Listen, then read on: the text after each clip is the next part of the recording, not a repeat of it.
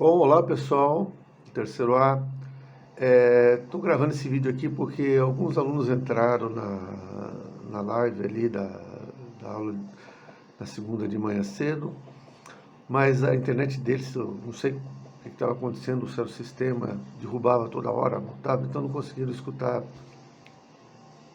a aula toda, ou se não puderam entrar naquele momento, então tem uma atividade para ser feita no formulário.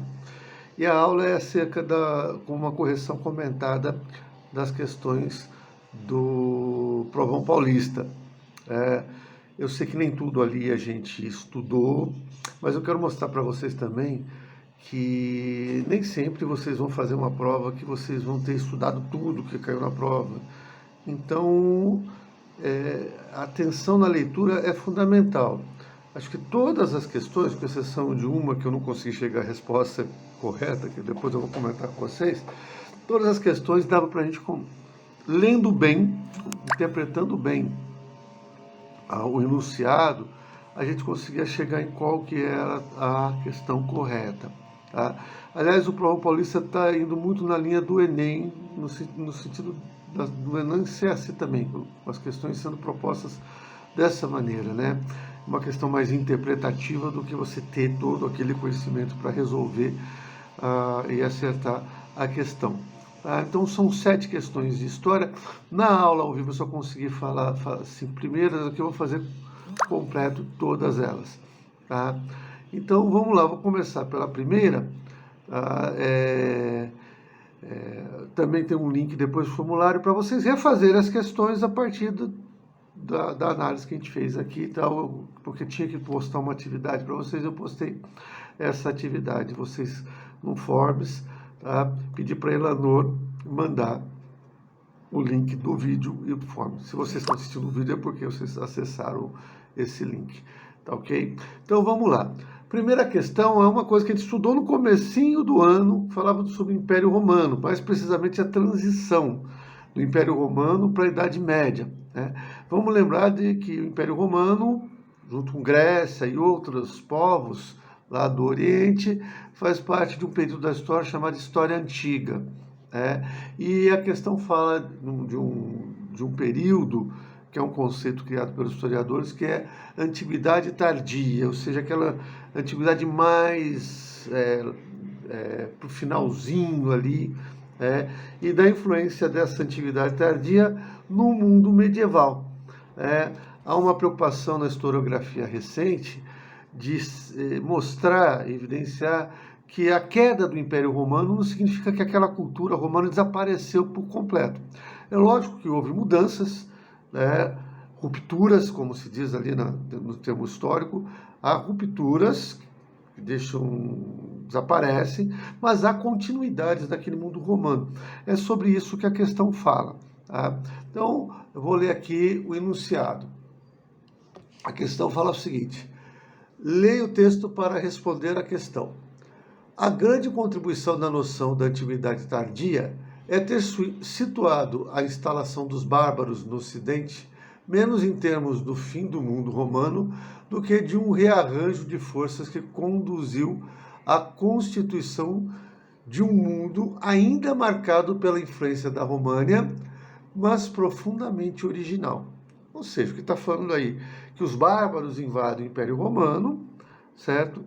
Destroem Roma, a cidade, isso vai falar um pouco mais para frente, mas não destrói por completo a influência que aquele mundo tinha na vida das pessoas, e há uma permanência, então, de alguns costumes, de algumas práticas romanas, de parte da cultura romana, ao longo do tempo, certo? Então, continuando a pergunta ali, ó. De fato, a deposição do imperador Rômulo Augusto em 476, isso foi feito pelos Érulos, um povo bárbaro que invadiu Roma. Odoacro, o rei dos Érulos, depôs o Rômulo Augusto em 476. Essa deposição, o assassinato do último imperador do Império Romano do Ocidente, não possuía a influência que as tradições romanas exerciam sobre aquela região. Certo? Ou seja, está falando, mantém a influência da tradição romana na Europa Ocidental. Então, diante disso, está perguntando, Considerando o texto a respeito da queda de Roma em 476 d.C., é correto afirmar que: alternativa A, os povos bárbaros, por se encontrarem em um estágio de civilização primitivo, não tiveram um papel relevante nesse processo. Bom, primeiro, a gente já discutiu isso lá no passado. Esquece essa questão de povo primitivo, povo civilizado, povo... a história mais atual não usa esses conceitos de primitivo, de atrasado. Vê, sim, uma diferença cultural entre os povos, mas não faz essa valorização de um povo civilizado, outro primitivo. Isso daí desapareceu na historiografia mais atual, certo? Então já tem que torcer o nariz quando vê esse negócio muito primitivo. Mas é lógico que os bárbaros tiveram um papel relevante no processo de formação do feudalismo. Muitas tradições feudais vieram dos povos bárbaros, né? Por exemplo, a questão do benefício, que era a questão de entregar lotes de terra para os guerreiros que se destacavam, o papel do líder militar bárbaro, né, que vai mais tarde gerar a figura do senhor feudal. Então isso teve muita importância.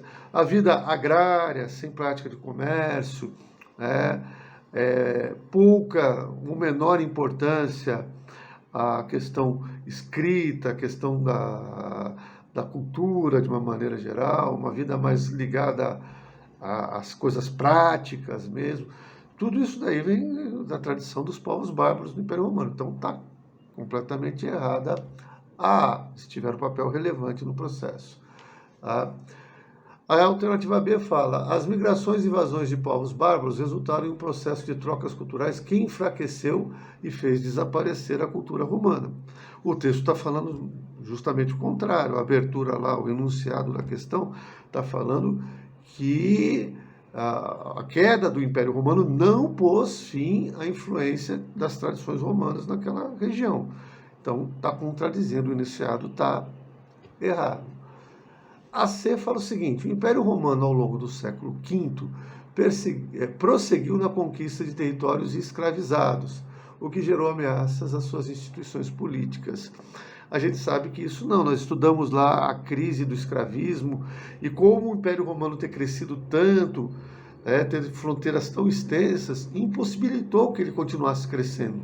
Isso acabou gerando a crise do escravismo e, por fim, o fim da expansão, né, a dificuldade de ter acesso a escravos e defender aquelas fronteiras.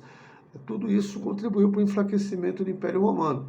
Então, está errado. Com a queda do Império Romano, a cidade desaparece, essa expansão territorial desapareceu, não tem mais imperador romano.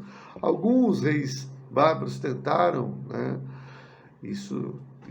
reconstruir isso daí. Teve mais sucesso durante algum tempo foi o Carlos Magno, né, com o Reino dos Francos, mas não continua essa conquista de territórios de escravos. Está errada também. A alternativa D fala que a ruína do Império Romano, ocorrida a partir de 476 d.C., esteve associada à rápida e acentuada decadência do Império Bizantino. Outro problema aí que, quando há a queda de Roma em 476, é Roma, capital do Império Romano do Ocidente. Lá no Oriente, lembra lá do começo do ano, lá no Oriente, o Império Romano do Oriente, o Império Bizantino, continuou existindo, se desenvolvendo por mais 1000 anos. O Império Bizantino só vai acabar em 1453, quando os turcos conquistam a cidade de Constantinopla. Então, também está errada.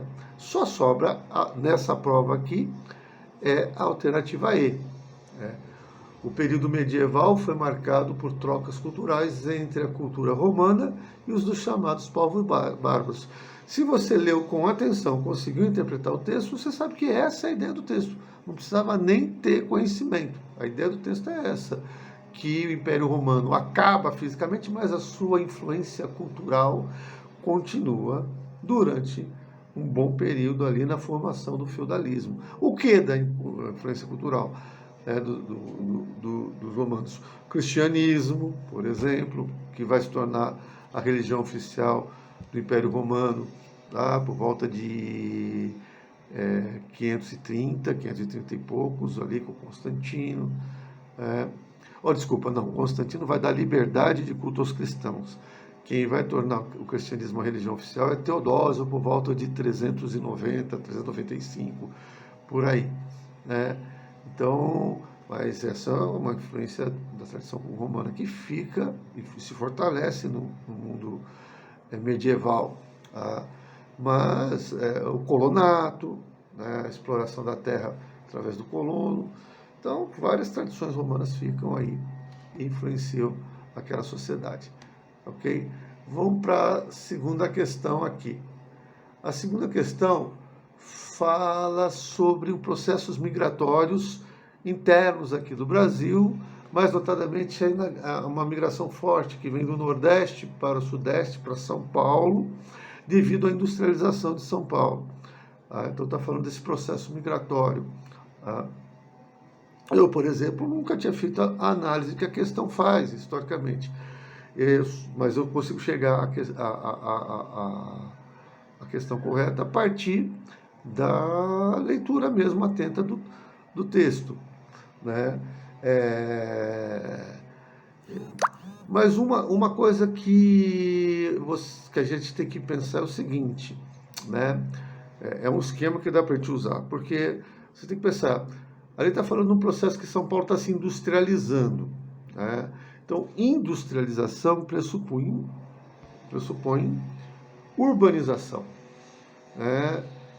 Se uma sociedade, numa determinada época histórica, ela não tem indústria, né, não é desenvolvida, as pessoas têm que sobreviver, mas vão sobreviver o quê? Vão trabalhar no campo. Ela vai ser uma sociedade agrária.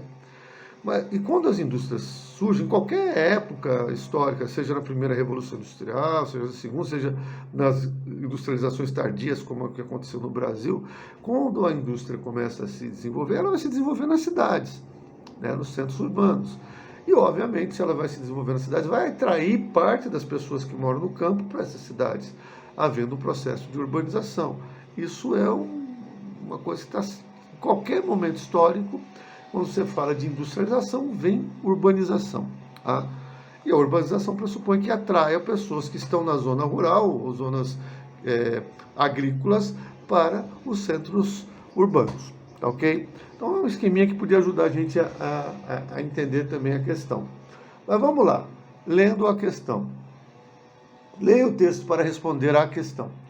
Uma certa imagem da migração, vista como um movimento desordenado, irracional, feito às pressas, não corresponde à experiência da grande parte dos migrantes. Tá?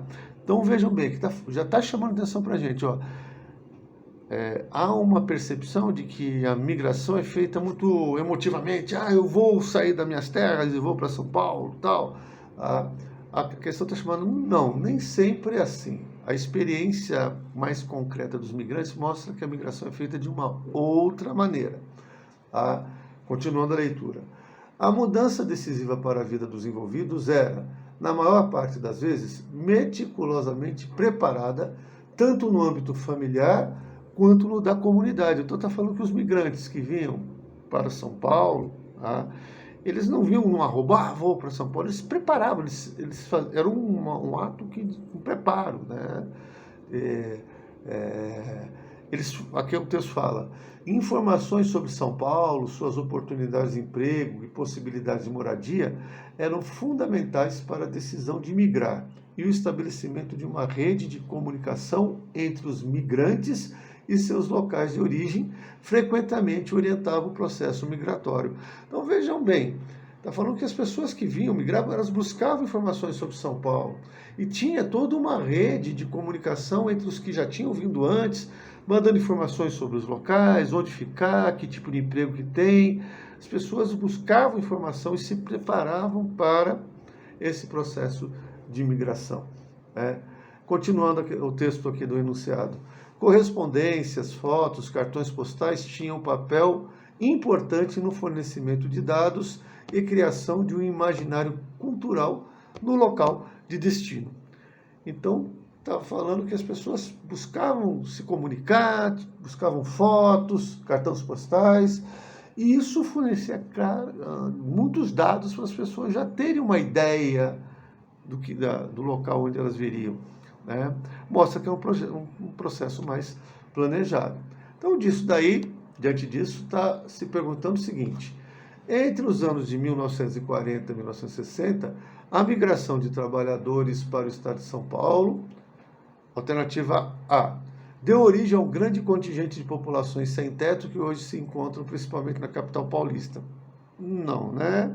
Relacionar a migração sem um preconceito, seria um ato não muito em acordo com o que a historiografia busca mesmo, né? Então, a questão do sem-teto não está, obviamente, ligada a uma migração que aconteceu em 1940, 1960, nesse período, que é um período de urbanização forte de São Paulo. Né? B. Ocorreu baseado em decisões racionais em busca de oportunidades de trabalho e laços de apoio. É isso, é o que a questão está falando, o Céu está falando. Que as pessoas que vinham para cá tomavam decisões baseadas na razão, buscando informação, querendo saber as oportunidades de trabalho que tinha, e se tinha alguém aqui que você conhecia que pudesse te ajudar, dar um apoio, faria uso disso daí também, certo? Então, a correta nessa questão é a alternativa B. As outras, a C, fala o seguinte: aconteceu num período de decrescente industrialização e urbanização paulistas. Ao contrário, é um momento de grande industrialização de São Paulo. É isso que atrai as pessoas. Se tivesse se desindustrializando, não ia atrair pessoas. Ia provocar uma fuga de pessoas. Então, ou ia provocar problemas sociais, como desemprego. Aí sim, essa desindustrialização poderia estar contribuindo para agravar um quadro que poderia levar à existência de sem-tetos, pessoas sem oportunidade de sobrevivência ali e sem condições de voltar para o local de origem e sem condições de sobreviver por uma desindustrialização, fechamento de empregos e tudo mais, certo? Então, não tem sentido dentro do contexto da resposta. D. Se fundamentou em imagens enganosas incentivadas pela fuga da seca dos coronéis. Segundo o texto do enunciado, não é isso que está acontecendo. As pessoas vinham em busca de melhores condições de vida e para isso se informavam. Onde tem emprego, onde ficar. Então, a D também está errada. E a E fala, deu origem ao grande contingente de populações sem teto que hoje se encontra praticamente. Na verdade, a E é uma repetição da A, né? Está duplicada a alternativa. Tá?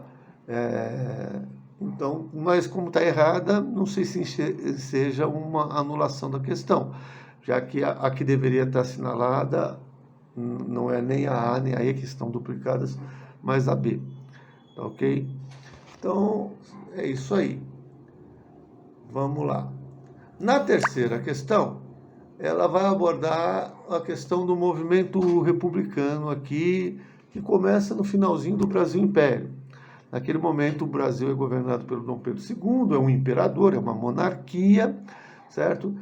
Que vai acabar em 1989, com a proclamação da República, mas algumas pessoas fundam partidos republicanos antes. Vários estados do Brasil começam a surgir, por volta de 1870, partidos republicanos, ou seja, pessoas que defendem que o Brasil não deveria ser mais uma monarquia, mas se transformar numa república, com eleições, com tudo que uma república representa. E naquele momento você tem a experiência concreta dos Estados Unidos, que em 1776 se tornaram uma república, e era um modelo de inspiração para outros países que queriam abandonar a monarquia e se tornar república. E então está falando do episódio que aconteceu em Itu, perto de Campinas, aqui, uma meia hora de viagem de Campinas, né, que é a Convenção de Itu, quando se fundou o Partido Republicano Paulista, PRP, que foi o partido republicano mais forte daquele período. Tá? Quem participava desse partido? Principalmente os fazendeiros de café da região, que tinham uma mentalidade mais aberta, eles tinham uma mentalidade mais capitalista, esses fazendeiros aqui da região. Também tinha professores, tinha jornalistas, tinha advogados também, que viam na República um modelo político mais moderno, mais alinhado com as sociedades modernas que estavam surgindo aí do capitalismo, a partir do capitalismo. Tá? Industrializado, com trabalho livre, assalariado, democracia, participação popular. Então, o governo prestando mais contas dos seus atos. Na monarquia não é bem assim, né? Na república o governo tem que prestar mais conta dos seus atos. Então, foi feita uma convenção em Itu. Vamos ler aqui o enunciado da questão. Em suas memórias sobre a Convenção de Itu, no dia 18 de abril de 1873, anoteu José Vasconcelos. Não sei o que é José Vasconcelos, mas acredito que seja aí um fazendeiro da época, um profissional liberal aí, um advogado, qualquer coisa. Alguém que participou lá, ele narra o que ele viu. Segundo ele, desde muito antes da abertura da sessão, o sobrado estava completamente cheio de republicanos e de curiosos. Tinha uns caras que eram republicanos convictos, mas tinha gente, o que é isso aí? O que é esse negócio de república? Foram lá conhecer, né? Esse sobrado em Itu, inclusive, hoje, onde houve a convenção, é o Museu Republicano, que ele é administrado pela USP, em Itu. Se vocês um dia tiverem oportunidade de ir em Itu, vale a pena dar uma visitinha lá no Museu Republicano, tá? Que fica nesse sobrado que aconteceu essa reunião. Olha, tinha tanta gente que o cara fala, tivemos receio que o soalho afundasse. Não se podia entrar nem subir, tal era a aglomeração de gente. Em cima, a porta que dava ingresso à sala de reunião, o livro de presença para os que fossem republicanos ou quisessem batizar-se como tais naquela data, foi uma bela festa cívica. Então os republicanos iam lá, assinavam o livro, falavam, tá? Então dá para ter uma ideia aí de como é que era o clima daquela convenção de Itu. E aí a questão está perguntando o seguinte, a convenção de Itu foi. O que foi a convenção de Itu? Então, mesmo não sabendo, só com essas informações, será que era possível descobrir a correta? Eu acredito que sim. Vamos lá. A alternativa A fala o seguinte, a Convenção de Itu foi uma manifestação popular nesta cidade, no interior paulista, para comemorar a sua emancipação política. Está falando que Itu se tornou um município livre, né? E as pessoas estavam comemorando isso. Não, né? Está falando lá que as pessoas estavam lá para se converter ao republicanismo, para defender a república. Então está errada a A. A B fala o seguinte, foi um movimento para aqueles que queriam ser reconhecidos como republicanos para manifestar a sua intenção de fortalecer o império. Opa! Se o cara é republicano, ele quer fortalecer o império, que é uma monarquia, o rei governa? Não, aí tem uma pegadinha.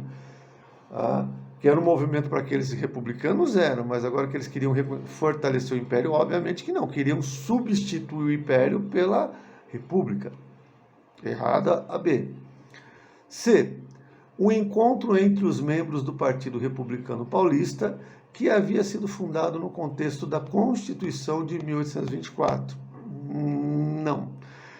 A Constituição de 1824 é o início, quando o Brasil está se separando de Portugal e mantém ali a monarquia, não tem nada a ver com o Partido Republicano. Os partidos republicanos começam a surgir no final do século XIX, a partir de 1870. Atentando para a data lá da reunião, fica claro isso, que é uma reunião para fundar o Partido Republicano, tá? Os republicanos estão aparecendo ali, em 1873, não em 1824. A data aí é a chave para a gente perceber que essa alternativa está errada. D. A inauguração do Museu Republicano. A cerimônia foi a inauguração do Museu Republicano de Itu e o tombamento de seu acervo de documentos e cultura material. também nada a ver. O museu foi fundado muito tempo depois, não, foi na década de 1930, se eu não me engano. Eu acho que foi isso, mas não tenho certeza, não vou pesquisar, mas eu acho que o museu foi fundado na década de 1930. Tá? Então, não naquele momento. Mas está claro que ali não está se fundando um museu, né? Pelo menos do texto. Então, sobra a E, que é o seguinte: um evento que defendia uma nova composição de poder político com a participação de republicanos, cafeitores do Oeste Paulista e profissionais liberais. Essa que é a correta. Um evento que defendia uma nova composição de poder político, o republicano, com a participação de republicanos, e principalmente, isso não estava, essa informação eu dei para vocês, né? Não estava no texto, mas quem eram esses republicanos? Geralmente os cafeitores do Oeste Paulista, aqui da região de Campinas, e profissionais liberais, advogados, professores, jornalistas, engenheiros, eram os chamados profissionais liberais na época. Tudo bem? Então vamos para a quarta questão. Quarta questão vai falar do Simão Bolívar, que foi o grande libertador ali da América Espanhola, a Simão Bolívar, e vai fazer uma discussão sobre a figura histórica do Simão Bolívar, que ele é utilizado por liberais, defensores do capitalismo, por socialistas. Tanto capitalistas como socialistas veem nele uma figura heróica, uma figura que inspira, e é raro uma pessoa ser assim, agradar os dois lados, né? Mas isso acontece com Simão Bolívar e é mais ou menos isso que a questão discute. Vamos lá. Leia o texto para responder a questão. Simão Bolívar, nascido em 1783 e morto em 1830, é uma figura emblemática que ecoa paixões e construções políticas à direita e à esquerda. Então, paixões à esquerda e à direita. Capitalistas e socialistas adoram Simão Bolívar. Os ciclos políticos... voltando aqui. O culto a Bolívar ultrapassa as barreiras ideológicas. Os ciclos políticos na Venezuela, por exemplo, produziram uma instância histórica de legitimação de regimes a partir em torno da figura de Bolívar. Ora como herdeiro da Ilustração e do liberalismo, ora como um porta-voz contra o imperialismo, que já é um discurso mais socialista aí, né? Então veja bem, o que o texto está falando é que na Venezuela, capitalistas usaram a figura dele para enaltecer o nacionalismo venezuelano, e ele era venezuelano, na verdade ele era um filho de fazendeiros ricos, foi estudar na França. Na França ele viveu durante a época do Napoleão Bonaparte, o finalzinho da Revolução Francesa, pegou toda aquela questão do iluminismo, das lutas políticas da França. Quando ele volta para a Venezuela, ele usa todo esse conhecimento, toda essa visão política que ele adquiriu para liderar um movimento de independência. Então, e ele tinha um projeto político que queria que todos esses países vizinhos nossos, que eram as colônias espanholas, eles se tornassem um único país. Ele queria unificar a América Espanhola sob um único país. Esse é um projeto dele, tá? Que não foi vitorioso. Já comento mais para frente por quê. Tá? Então, mas vejam, então ele é herdeiro do liberalismo, mas também lutou contra o poder colonial espanhol. Então, veja, é uma figura complexa. Né? E, nesse sentido, então, o texto continua aqui. Nessas operações de construção, de usar a imagem dele para construir um mito de um herói, ora para defender o capitalismo, ora para defender o socialismo. Então, nessas operações, emerge uma visão heróica de um projeto histórico inacabado, que flerta tanto com o ideal republicano quanto com o autoritarismo do poder vitalício para combater as divisões internas. Então, o projeto inacabado dele é esse projeto. Ele começa o processo de independência, mas o projeto histórico inacabado é aquela união que ele queria todas essa região num único país. Para isso, ele até aceitava um governo autoritário. Por quê? Por que não se formou um único país ali, né? Por que Venezuela, Colômbia, Bolívia, Equador, Peru, Chile, Argentina não formaram um único país e se fragmentaram? Porque eram diversos líderes locais que não queriam perder o seu poder. A resposta é essa. Por exemplo, se você tivesse um único cara governando tudo isso daí, o que os líderes, se fosse ele, o Simão Bolívar, que era venezuelano, o que os líderes políticos argentinos iam fazer, do Chile, os líderes locais? Então eles não aceitavam esse projeto, porque significava que eles iam abandonar o poder deles para alguém. Tá? Então, essa divisão política entre os interesses particulares dos líderes locais impediu esse projeto histórico do Simão Bolívar. Tá? Mas vamos lá. Tendo essa visão um pouco sobre ele, eu acho que já dá para a gente fazer as questões aqui. Tá? Então, pergunta-se o seguinte: sobre Simão Bolívar, é correto afirmar que a alternativa A ambicionou uma duradoura unificação do território, fruto da conquista hispânica, e sua figura segue sendo mobilizada por diferentes espectros políticos. É essa a questão correta. Ele ambicionou uma unificação duradoura do território, que não aconteceu, ele lutou para isso, mas não aconteceu, e a sua figura segue sendo mobilizada por diferentes espectros políticos, né? O Hugo Chávez, que foi um ex-presidente venezuelano, socialista, fez uma revolução que ele chamava de Revolução Bolivariana, em homenagem ao Simão Bolívar, um cara socialista, né? Outros capitalistas também vão destacar a figura dele.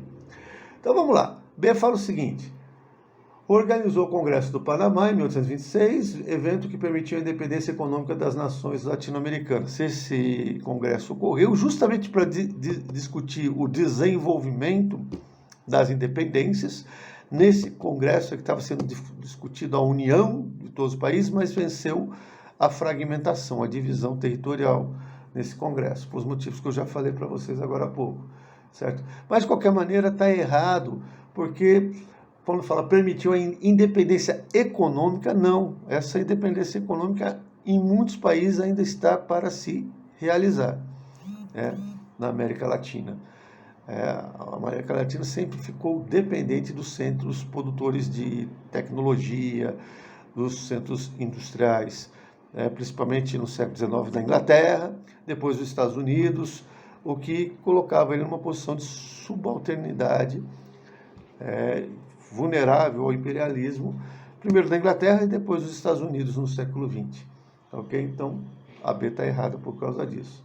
C. O termo bolivarianismo passou a ser utilizado com a ascensão de Hugo Chávez ao poder, em 1999, para indicar caminhos para a construção de um capitalismo pós-industrial no século XXI. O termo bolivarianismo passou a ser utilizado como ascensão de Hugo Chávez. Então, qual é o problema aqui da C? Hugo Chávez usava o termo bolivarianismo, mas para construir um modelo de sociedade socialista. E aqui está falando que era um capitalismo pós-industrial. Está errado por causa dessa questão do capitalismo pós-industrial. D.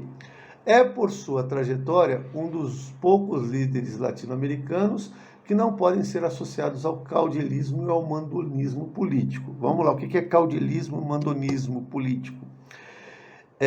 O caudilho é o fazendeiro, o líder político local que é o fazendeiro. Aqui no Brasil a gente teve o coronelismo. Então, o fazendeiro tinha muita, até 1930, o fazendeiro tinha muita influência, era o coronelismo. Nós estudamos isso lá no segundo ano. Na América espanhola, era o caudilho, muito parecido a figura do coronel e do caudilho. E o Simão Bolívar era um caudilho. Ele só não usou o poder dele para reproduzir a dominação espanhola, usou a influência dele para lutar por uma independência. Mas ele era um caudilho, ele estava ligado a essa grupo social, vamos dizer assim. E a última fala o seguinte: a contínua utilização de sua imagem na política, a imagem do Bolívar na política da Venezuela contemporânea acabou por acentuar sua irrelevância histórica como líder. Não é verdade. Ele continua sendo muito relevante enquanto líder. Tá ok? Nosso tempo já está quase acabando. Vamos rapidamente para a questão número 32. Essa eu confesso que eu não sei qual é a correta, se tem uma correta. Tá? Tenho muitas dúvidas nesta aqui. Eu achei que as alternativas foram mal formuladas. Tem uma charge, né? Para responder, entender o contexto, você teria que saber quem é que a charge está retratando. Né? A charge retrata o Adolf Hitler, chanceler da Alemanha, e o Joseph Stalin, é o presidente da União Soviética. E o Hitler está dando uma punhalada nas costas do Stalin, falando: desculpe, camarada, mas a oportunidade pareceu tão boa, oportunidade de dar uma punhalada nas costas do Stalin. Então, vejam, para a gente entender o contexto da charge, a gente tem que olhar para a história e ver o que eles combinaram, esses dois líderes. Tá? Um pouco antes do início da Segunda Guerra Mundial, Hitler procurou Stalin e propôs um pacto de não agressão, de que a Alemanha e a União Soviética não se agrediriam, tá? Manteriam-se, não eram aliados, mas um não atacaria o outro, seria o pacto de não agressão. Tá? Mas chegou um momento que Hitler ele quebrou esse pacto e invadiu a União Soviética. Tá? Segundo os analistas de estratégia militar, foi um grande erro tático do Hitler, foi invadir a União Soviética. Por quê? Primeiro, tinha um pacto de não agressão que talvez a União Soviética respeitasse. Quando Hitler abre uma frente lá contra a União Soviética, ele divide seus exércitos entre duas grandes frentes. Você tem a frente ocidental lutando contra os Estados Unidos, Inglaterra, outros também, mas principalmente Estados Unidos e Inglaterra, e você tem a frente oriental lutando contra a Rússia. Ele dividiu, teve que lutar com duas frentes de batalha, o que é muito complicado. Por mais forte que a Alemanha tivesse naquele momento a Alemanha estava dando as cartas na Segunda Guerra Mundial, quando ele faz isso, ele divide. E também ele tentou invadir a Rússia, ele invadiu a Rússia e levou uma piaba lá dos russos, conseguiu se defender, né? Não deixou os nazistas ocuparem o território e foram para cima dos nazistas, já que os nazistas tinham quebrado o pacto de não agressão. Tanto que a União Soviética teve um papel muito importante para libertar toda a Alemanha Oriental do domínio nazista. E a União Soviética vai chegar primeiro, antes dos aliados, em Berlim. Por isso que depois, na Guerra Fria, divide a cidade de Berlim em duas, a Alemanha é dividida em duas, a Europa Oriental fica com os soviéticos, do bloco socialista. Então foi um erro do Hitler muito grande. Ainda bem, né, que ele cometeu erros, porque ele tinha que ser eliminado mesmo. Mas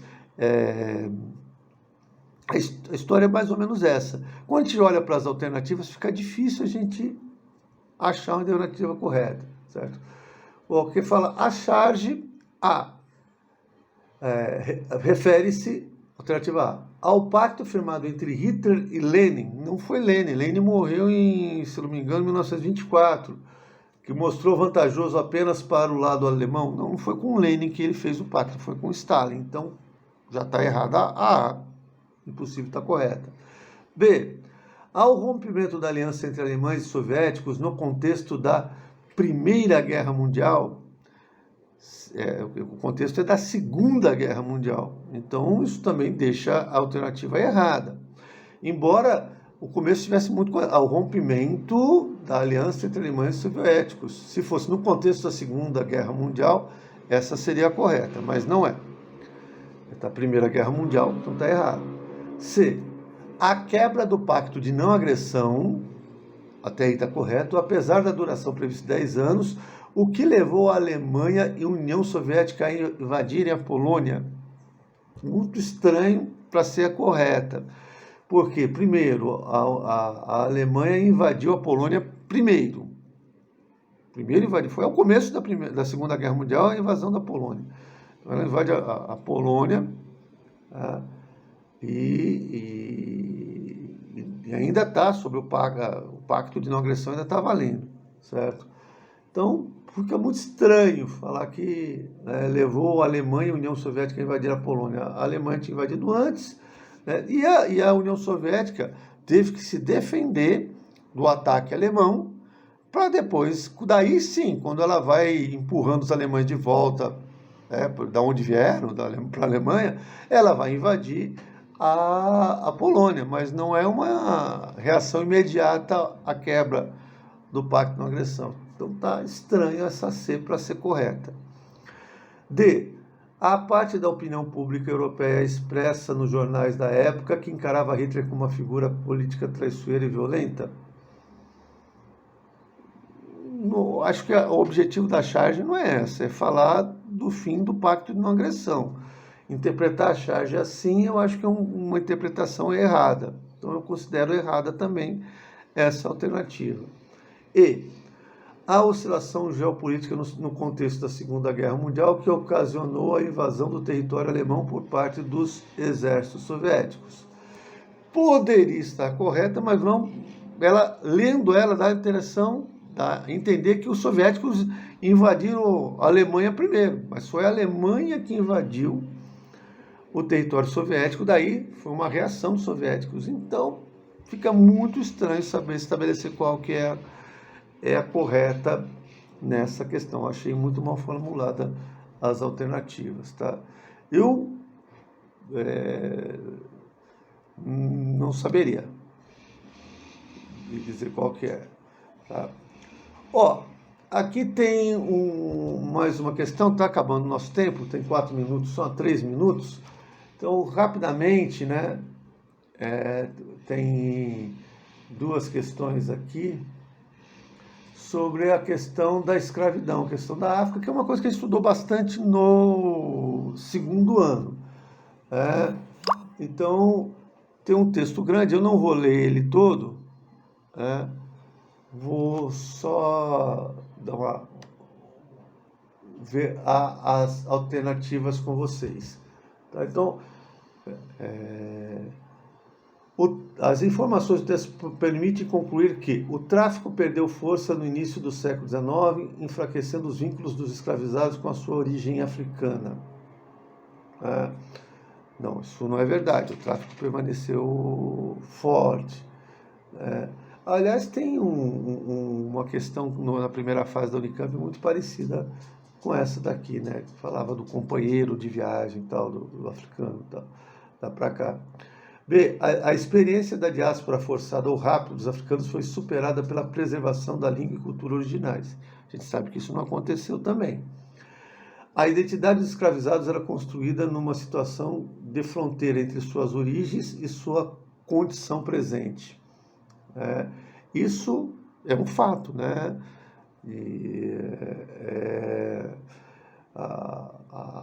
É isso que nos leva para essa como a correta, porque é disso que o texto está falando também, de como o escravo tenta manter as suas origens, mas tem que reelaborar toda a sua identidade frente a uma nova situação a partir do rapto que ele foi submetido, da diáspora a que ele foi submetido. Os africanos tinham preservar a sua identidade, a sua memória, mas eles estavam numa outra situação também que os obrigava a assimilar coisas que eram, inclusive, contraditórias à sua própria cultura. Então, essa é a correta. A D fala, a presença de feitores negros indicava a total assimilação das ordens dadas pelos senhores, não é verdade isso, né? E a situação ambígua e limite que viveram os feitores lhes deixavam em posição social igual aos dos escravizados. Também não, né? Os feitores não eram escravizados, então as duas estão erradas. A correta mesmo é a alternativa C. Tá ok? Então é isso daí, pessoal. Espero que vocês consigam fazer a correção. Registrem lá no no Forms, rapidão lá, a correção a partir dessas informações que vocês tiveram. E tudo de bom para vocês, sucesso para quem ainda tem desafios aí pela frente, novos vestibulares, outras fases, e que tudo dê certo, tá? Um abraço, tchau!